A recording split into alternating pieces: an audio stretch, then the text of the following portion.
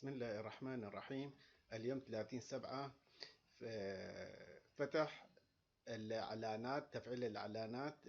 تقدر تفعل الإعلانات من الدقائق، من الفيديوهات اللي 8 دقائق أكثر، يعني فوق 8 دقائق تقدر تفعل الفيديوهات، تفعل الربح عليها. مثلا حاليا أنا أدخل على استوديو المنشئ المحتوى. خلي افتح الاستوديو المنشئ المحتوى حتى يعني بس لحظات. خلي يفتح لنا الخط. خلينا ندخل على الفيديوهات. ندخل على الفيديوهات. ندخل على الفيديوهات. مثلا أنا هذا عندي، خلي أبحث على فيديو أقل من 10 دقائق. مثلا عندي هذا فيديو 9 دقائق و31. أنا بدي مثلا فيديو أقل من هذا كمان. خليني نشوف أنا فيديو، هذا الفيديو 8 دقائق و36 ثانية. نضغط عليه، على تحقيق الربح، على الدولار، صورة الدولار، ميزة التحقيق مفتوح.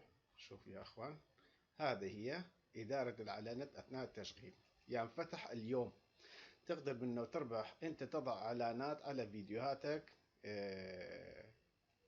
بهذا الشكل، فاصل إعلاني يدويا. هذا بأنه تزداد الربح بقناتك أكثر إن شاء الله.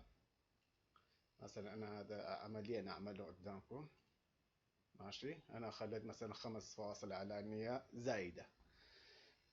متابعة، حفظ. نضغط على هذا كمان، حفظ. هذا كمان يعني في إعلانات ما بعد التشغيل. خلينا ندخل عليه مرة ثانية نشوف هذا موجود كله. تجاهل التغييرات لأن أنا وضعت الإعلانات. هذا يعني مخلي ندخل على نرجع مرة ثانية، بس نرجع على الصفحة الأولى عشان تشوفون هذا. نوفر إعلانات أثناء التشغيل اليوم التي تتجاوز مدتها 8 دقائق. يعني تتجاوز مدتها 8 دقائق تقدر تخلي فيها إعلانات يدويا، مثل الفيديوهات 10 دقائق وفوق. هذا هو الفيديو اليوم. أشكر متابعتكم، وإن شاء الله لا تنسون اللايك والاشتراك من فضلكم حتى نتقدم أكثر إن شاء الله. وحاولوا بأنه تدعمونا باللايك والاشتراك. شكرا لكم، وإن شاء الله حتى الفيديو القادم أشوفكم بالخير والسلامة. السلام عليكم ورحمة الله وبركاته.